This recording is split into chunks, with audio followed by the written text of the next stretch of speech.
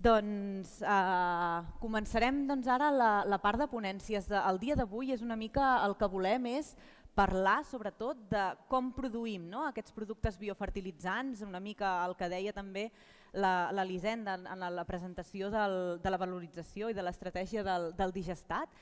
Recuperem aquests nutrients i un debat que hi ha, i creiem que és una bona manera també de contextualitzar el dia d'avui, un debat que hi ha és com es diuen aquests productes. Hi ha molta gent que parla de fertilitzants orgànics, hi ha molta gent que parla de fertilitzants d'origen biològic, hi ha molta gent que, o sigui, no hi ha una nomenclatura clara i sí que és cert que a nivell europeu s'està treballant molt amb que es parla de bio-based fertilizers. Llavors nosaltres estem, i ho veieu en el títol de la jornada, amb com ho estem parlant, parlem de biofertilitzants.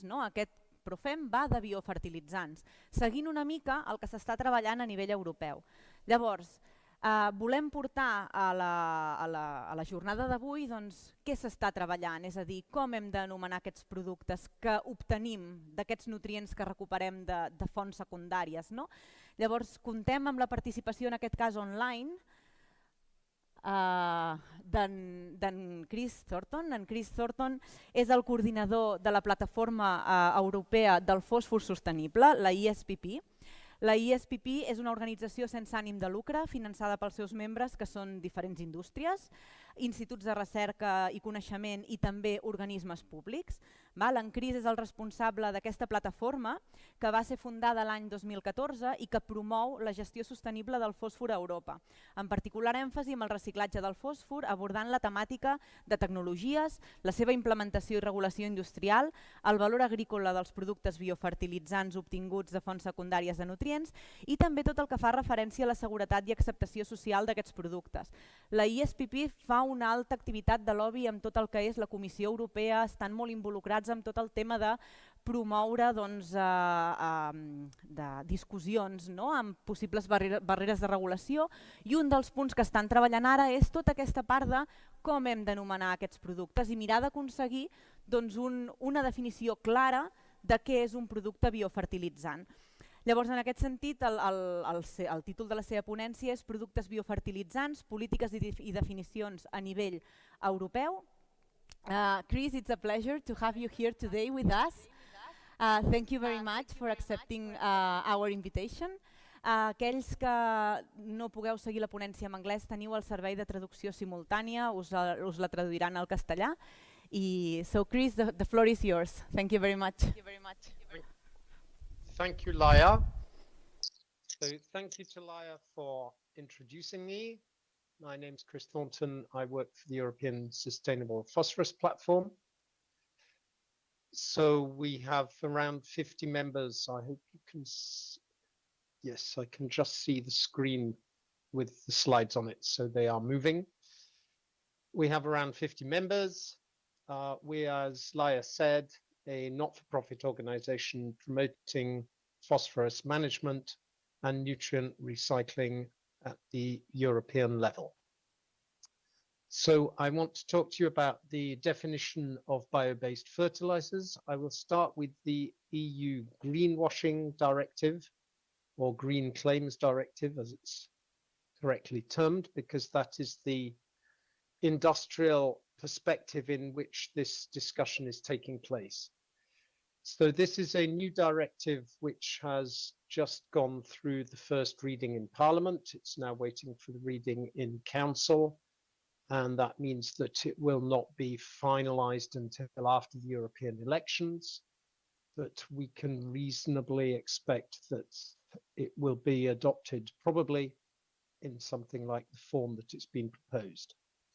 This directive says that any green claim made by a company must be substantiated by providing facts to prove it, by providing transparent data, that the claim should be verified by member states, and it imposes significant penalties if green claims are made for products which are not substantiated.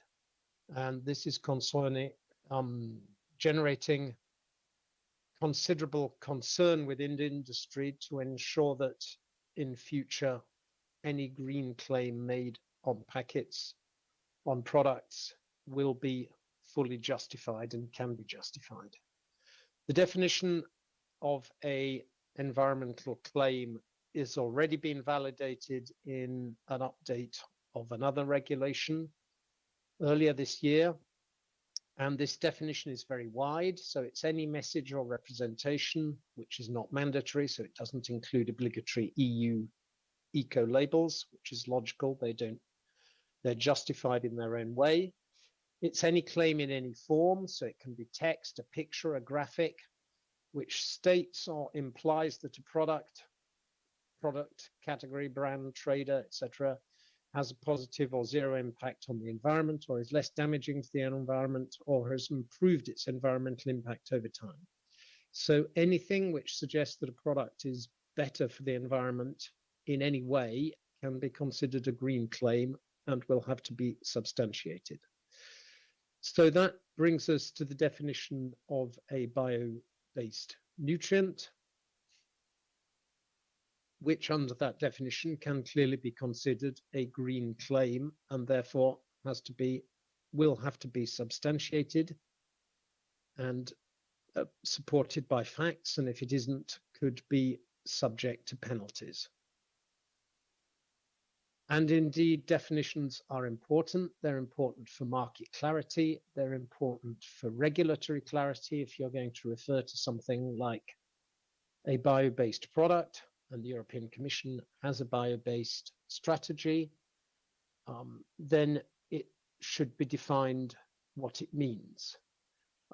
This discussion has been going on for a decade, maybe 2 decades, on plastics, with considerable industry interest, because it's of significant regulatory importance and market importance and economic importance to the plastic industry to define exactly what is a bio-based plastic, what is a biodegradable plastic. So there's European Commission communication on this.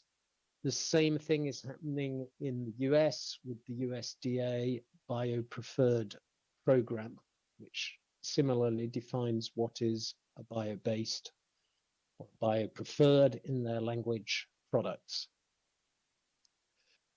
That has resulted in a European standard 10 years ago, so this is not recent, CEN EN 16575, bio-based products vocabulary, which defines what is a bio-based product, sets a European standard for this, which is therefore essentially non-negotiable. I mean, you could go back to CEN and suggest they changed it, but it stands as it is. It's a recognized European official published standard. So it defines a bio-based product as wholly or partly derived from biomass, which makes a lot of sense, may have undergone physical, chemical, or biological treatment. The bio-based content is the fraction of the product which is bio-based. It's logical, but it's important because often a fertilizer may be partly bio-based, a combination of a mineral fertilizer and a bio-based fertilizer, for example. And it also defines biomass. So it's material of biological origin, essentially excluding fossiled geological formations. So for phosphorus, this clearly means materials originally coming from plants or animals, possibly through a waste stream, but excluding phosphate rock, which is, it's logical, it's coherent. All that is fine. That fits well for fertilizers. The problem is that CEN defines in this standard a methodology for quantifying bio-based content in derived CEN standards 16721 and 16640. And this is where one sees the influence of the plastics industry, in that the methods for defining bio-based content are based on the percentage of bio-based carbon. And that's nice because you can calculate it using carbon radio dating. isotopic ratio. The US has a very similar method in ASTM, which is the US standard methodology system, which again uses carbon radio dating. And this method says that, so you calculate the amount of bio-based carbon, you then assume that any oxygen, hydrogen, or interestingly, nitrogen, which is attached to the bio-based carbon identified by radio dating, is also bio-based. And there are other SEN standards which define how you can do that and how you can calculate it. The problem is that isotopic ratios do not identify bio-based contents of nutrients. Firstly, I'm not sure that there is a radio dating equivalent of C14 for phosphorus or nitrogen. And secondly, even if there was, it wouldn't work because nitrogen fixed from the atmosphere yesterday by growing a clover plant in a field would clearly have the same radio dating as nitrogen fixed yesterday in a Haber-Bosch factory run by the fertilizer industry. So even if you could do radio dating, it wouldn't tell you anything about whether the nitrogen was coming from a biological source or from a synthetic factory. Similarly, from phosphorus, you could possibly do radio dating, which would tell you whether the phosphorus came from mineral rock originally. But in fact, if you did the analysis of phosphorus in a crop grown in a field, you'd probably find that most of it came from mineral fertilizer because very little phosphorus is eroded out of rocks. So again, you would come to the conclusion that the phosphorus in the crop was not bio-based. So fundamentally, isotopic ratio dating, radio dating does not work for detecting the bio-based content of fertilizers in terms of the nutrients. It doesn't work for phosphorus or nitrogen. To add to the confusion, the EU Fertilizing Products Regulation from 2019 contains a wording organic carbon, Sea Org, and nutrients of solely biological origin. And there were discussions several times in the European Fertilizers Expert Group as to what this meant and how it should be interpreted, with member states and stakeholders disagreeing about what it meant, in particular whether ammonia salts recovered from manure off gas would be solely of biological origin because they're no longer a biological molecule. However, in the end, this doesn't necessarily matter because this only applies to organic fertilizers, organomineral fertilizers, and organic soil improvers, and it only concerns the organic moitié. So in effect, this particular wording can be dealt with by the SEN definition of carbon dating. If the carbon is of biological origin, then effectively it's going to be biological origin because it's only talking about carbon containing parts of the fertilizer. So it again does not really help to define what is a bio-based nutrient. So we've organized as ESPP a number of discussions and a workshop in January to try and reach some kind of consensus between stakeholders to defining what a bio-based nutrient is, what it means. The approach we took was to say that the fertilizer part of bio-based fertilizer does not need to be defined. What or what is not a fertilizer is already defined either in the European Fertilizing Products Regulation or in national fertilizer regulations. Similarly, we are not going to reinvent the definition of a nutrient. A nutrient is defined in international standards in ISO 8157.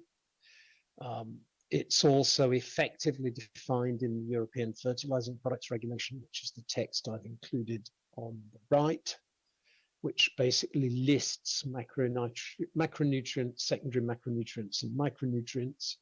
So presumably those are what the European Fertilizing Products Regulation considers to be a nutrient. And we also wish the definition of a bio-based nutrient to apply not only to fertilizers, but to nutrient elements recycled to industrial applications. So for instance, if you recover phosphorus from sewage sludge and make it into phosphorus-based flame retardants, which are used in plastics, then it is of interest to be able to say whether or not that phosphorus is bio-based, in particular in a discussion in where the plastic itself may be bio-based, and the company selling it may wish to use bio-based additives in their plastic. So not just bio-based fertilizers, but also bio-based nutrients for whatever application. So the path we took was to base it on the SEN definition, which I've discussed, derived from biomass, etc., may have undergone physical, chemical, or biological treatment. That is the important part in the SEN standard. That means that it allows thermochemical processing.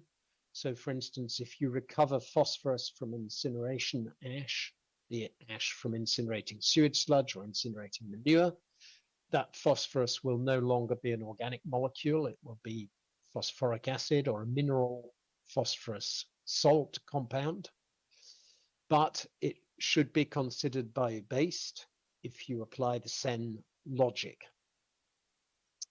It includes unprocessed materials, so plant parts and raw manure. They are bio-based. They may not be very good fertilizers as such, or at least they may not be fertilizing products. They're effective fertilizers maybe. And it doesn't take account of the chemicals used in the processing. There is a discussion of that in the SEN norm, project of norm, which is the proposed 18027. We propose to define partly bio-based as the percentage which is bio-based, with a calculation method which is actually not very simple because you have to consider different elements and so on, with tolerances for the inaccuracies of measurements, and again based on the SEN logic of how SEN calculates the partly bio-based percentage. And we propose to address products which contain several nutrients, so maybe phosphorus, which may or may not be bio-based, nitrogen again, and organic carbon, of which one or more may be fully or partly bio-based. So it can end up being rather more complicated than you initially expect, which is indeed the same as for plastics, which is why there are specific SEN standards for different plastics and so on. One question which is raised is, should we be talking about the definition of a bio-based nutrient or a recycled nutrient? And again, this discussion has taken place for plastics. There are very detailed SEN standards for development of standards for recycled plastics. So they actually have an overall approach and then specific standards developed for identifying the recycled part of different types of plastics. And there's a SEN standard for plastics recycling traceability and assessment of conformity, and importantly, the assessment of the recycled content. So that is a question we're currently looking at. What would be nice and what one hopes might be the final result for fertilizers is that effectively the bio-based part is largely the recycled part, because it's hard to see where you could recycle a nutrient from that wasn't bio-based. There are some cases you can recover nutrients from battery recycling, some of the micronutrients, but things like phosphorus and nitrogen will be essentially, if you're recycling them, it will be from bio-based sources. So maybe the definition will come up with the same answer. So that's what I wanted to say to you. If you have any questions, I'm open to try and answer them as best I can. Thank you very much, Chris, for the presentation. Thanks a lot. No sé, hi ha alguna pregunta que tingueu, algun dubte? Yes, okay. So how the new greenwashing directive can disencourage manufacturers to put their products in the CE market when it is already a highly complex process? Will this be a barrier to encourage people to put their bio-based products in the market? I don't think it will be a barrier. It will ensure that people do not make claims beyond what is in the regulation, or if they do, it's justified. So if your product is a EU fertilizer recognized as an organic fertilizer, then that is not considered a green claim because that is verified elsewhere under regulations. And the Green Claim Directive is very clear. It doesn't apply to anything which is validated by another EU regulation. It doesn't actually refer to national regulations, but I assume that will be implemented because it makes sense. If your product is recognized as a national organic fertilizer, then claiming that it's organic in the sense of being an organic fertilizer is manifestly not a green claim. It's a recognized regulatory fact. So I don't think it will be a barrier to placing products under the CE mark or national fertilizers regulations, but it will strongly limit the addition of additional claims onto the packets. So people will not be able to simply stick recycled fertilizer on a packet unless they can substantiate that claim.